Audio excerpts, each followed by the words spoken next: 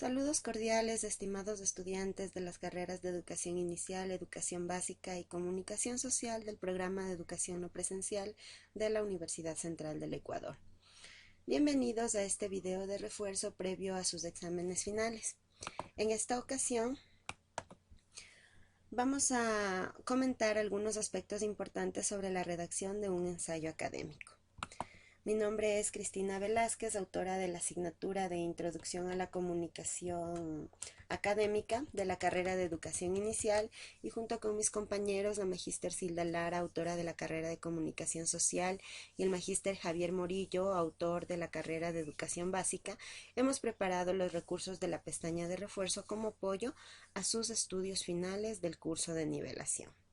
Bien, como les había mencionado, en esta ocasión vamos a hablar acerca del ensayo académico. Y vamos a iniciar indicando que es, en primer lugar, una composición en prosa, enfocada a exponer las ideas del autor sobre un tema específico, ¿sí? Este tipo de redacción pretende dar respuesta a un interrogante o sostener un punto de vista.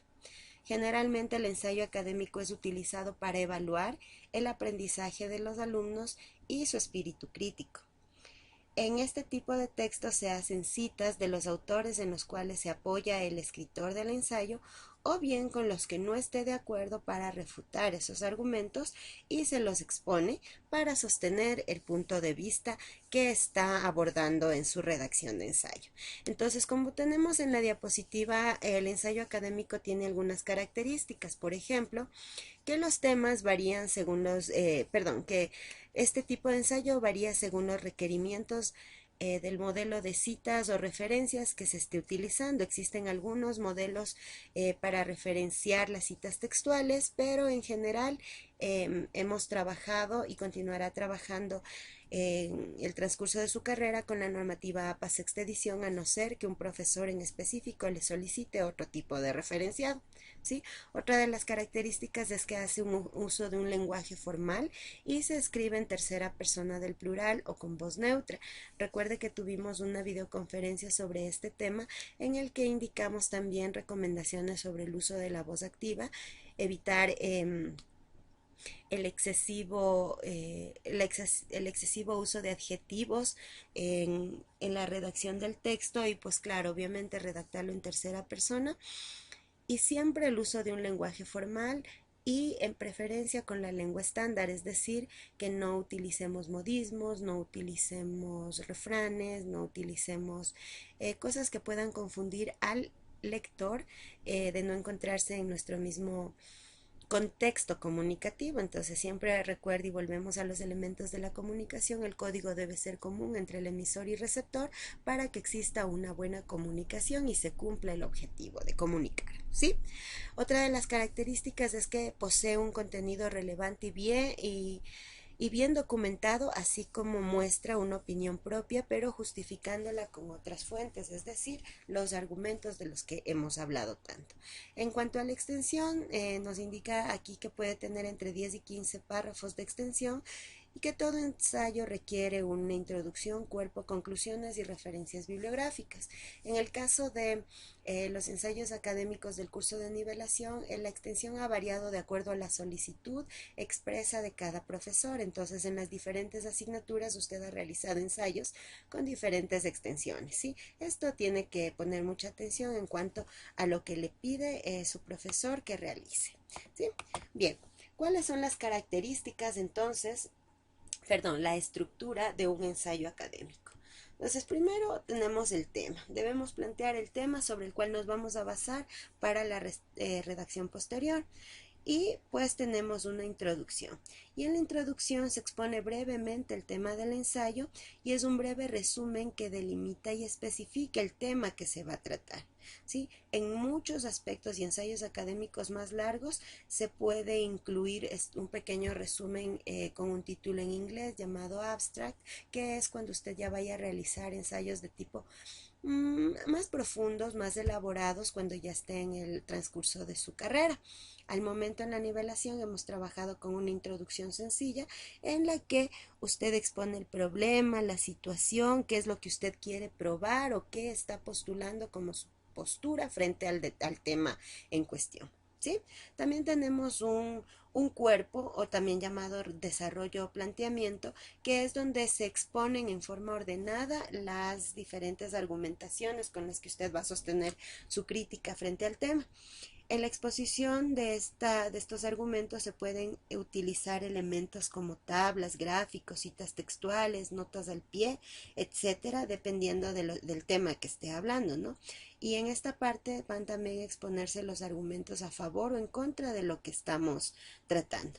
Una característica del desarrollo es que cuando se habla del objeto de estudio de una cita, siempre se hace en tercera persona. Por ejemplo, colocamos el autor citado, sostiene que, o según las ideas planteadas en el libro tal, no puedo utilizar la primera y segunda persona para redactar mi ensayo, ¿sí? Bien, la otra parte del ensayo, de la estructura, son las conclusiones. Entonces, en las conclusiones se realiza un cierre del ensayo donde se expone el desenlace de la exposición, el resultado de la argumentación del ensayo. Se hace un resumen general de las ideas que reafirma la tesis planteada en la introducción y concluye abordando ya igual de manera breve sus opiniones finales sobre el tema. ¿De acuerdo? Y bien, aquí en la diapositiva no tenemos colocada la otra parte que es la bibliografía, pero es muy importante eh, esté, que siempre esté citada aquí porque es una lista de libros o de archivos de audio, de revistas, de periódicos, de páginas de internet que usted tomó en cuenta para realizar el ensayo. Debe tomar en cuenta que no solo se coloca en este listado los libros que utilizó para citar, sino que también las fuentes de consulta, aunque no estén citadas en el texto. Entonces aquí viene una parte importante entre la diferencia entre referencia y bibliografía. Bibliografía es todo lo que usé para investigar, para empaparme del tema antes de escribir, y referencias es ya justo los textos que utilicé para citar y para sostener mis ideas con los argumentos de otro autor o de otros textos especializados, ¿sí? Entonces, ese es un pequeño resumen de lo que debemos estudiar en cuanto al tema de ensayos académicos. Importante en este punto recordarles que los argumentos deben ser válidos y no opiniones subjetivas de quien está escribiendo el ensayo. Siempre procurar que estos argumentos sean objetivos, que sean basados en autores especializados que han realizado investigaciones profundas sobre el tema, en datos, en documentos, que en serio puedan avalar que lo que yo digo está correcto o está incorrecto, dependiendo del tema, ¿no?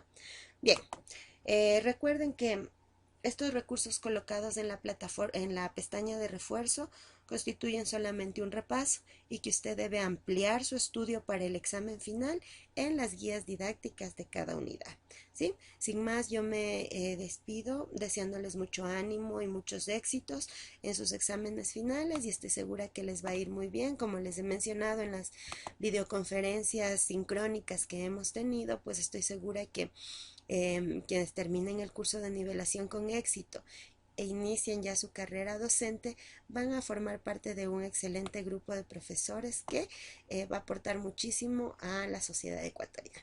Suerte, ánimo y hasta una próxima ocasión.